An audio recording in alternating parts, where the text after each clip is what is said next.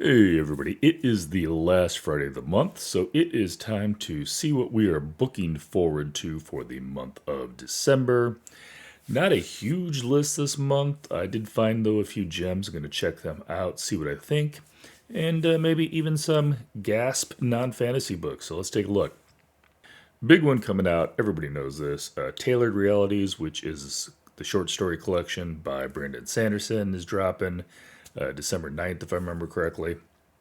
That one, I did get a little early, but I have not read enough of the Cosmere to feel like I'd do it justice, so I actually haven't read it yet.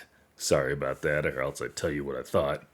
But yeah, I know everybody's looking forward to that one, and if I left it off the list, there would be people with pitchforks in the comments. So anyhow, that one's coming out. It's Brando Sando. You know what you're getting. We're not even going to talk about that one. We're going to move on. So next one I'm picking out, and this one's a little bit off the beaten path for me, but I love the title, I love the idea, so we'll see where it goes. The Time Hop Coffee Shop by Phaedra Patrick. Phaedra, I hope I said your name right. We meet Greta Parks, once a famous TV wife, mom, and shining star of the beloved Maple Gold coffee commercials, but now with her marriage on the rocks, fame fading, and a teenage daughter growing more distant by the day, her once successful career feels like a distant memory.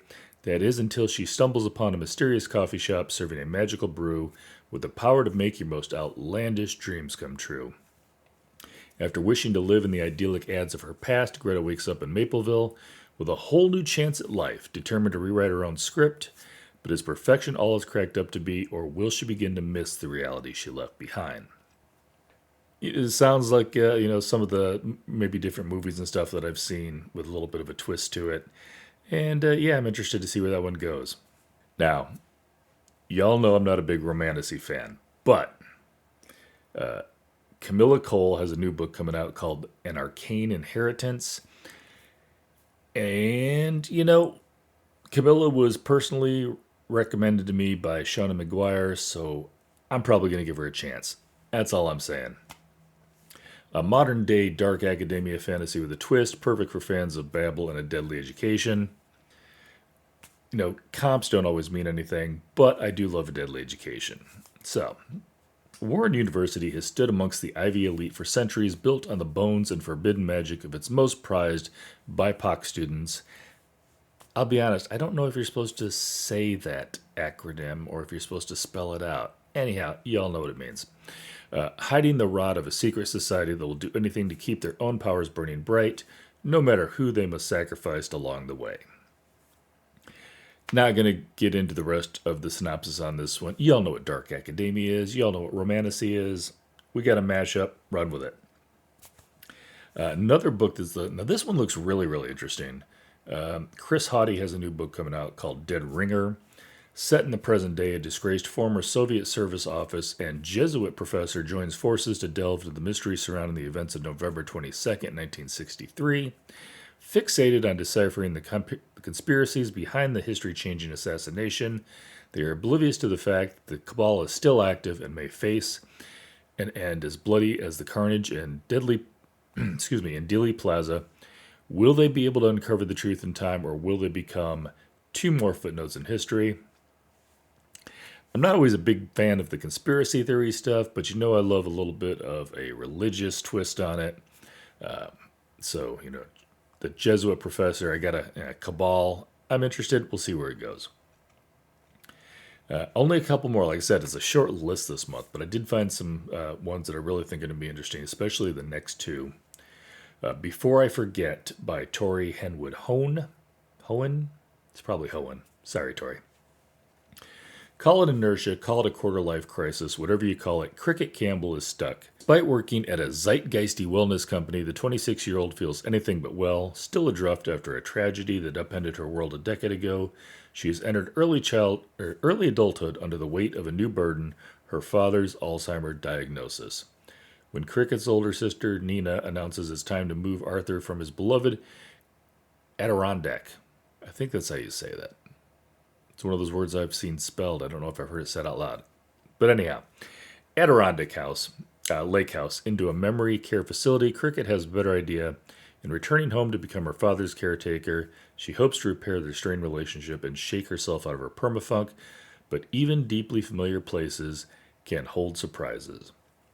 As Cricket settles back into the family house at Catwood Pond, a place she once loved but hasn't visited since she was a teenager, she discovers that her father possesses a rare gift.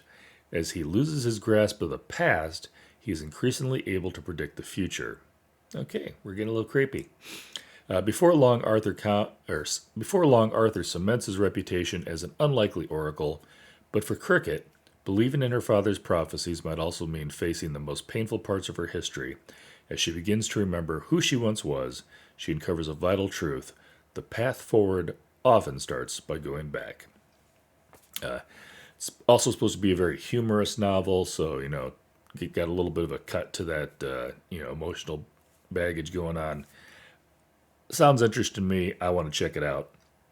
And then the last one, Dawn of the Firebird by Sarah McGall Rana. Hope I didn't blow any of that. That's coming out December 2nd. Camilla Zarzads. These are made up names. I don't have to pronounce them correctly. Life has been built on a foundation of violence and vengeance. Every home she's known has been destroyed by war. As the daughter of an emperor's clan, she spends her childhood training to maintain his throne. But when her clanmen are assassinated by another rebel empire, plans change.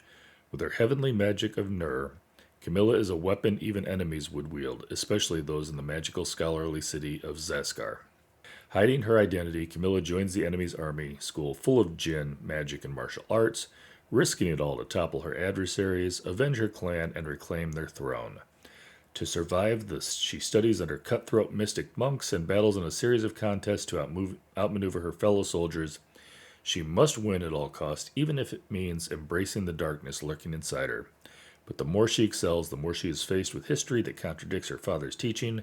With a war brewing among the kingdoms and a new twisted magic overtaking the land, Camille is torn between two: impossible vengeance or salvation. Anyhow, like I said, this is a short list this month. I would think there'd be more books coming out for Christmas season for gift ideas, but maybe they wanted to make sure those were all dropped by November. Because some of you crazy people shop early. Anyhow, I hope you find something in there that you like. Always feel free to, come check out the rest of the stuff. I do have an interview coming out next week with Barry Eiler, author of the best-selling John Rain series. I've loved that series since it first came out. Definitely wanted to talk to him for a long time. We're going to do that. And then keep an eye out. I don't have a date set yet now, but sometime between Christmas and New Year's, I am supposed to have a surprise author event for you. So yeah, check out the website. I'm hoping to have something up there soon. Catch you later.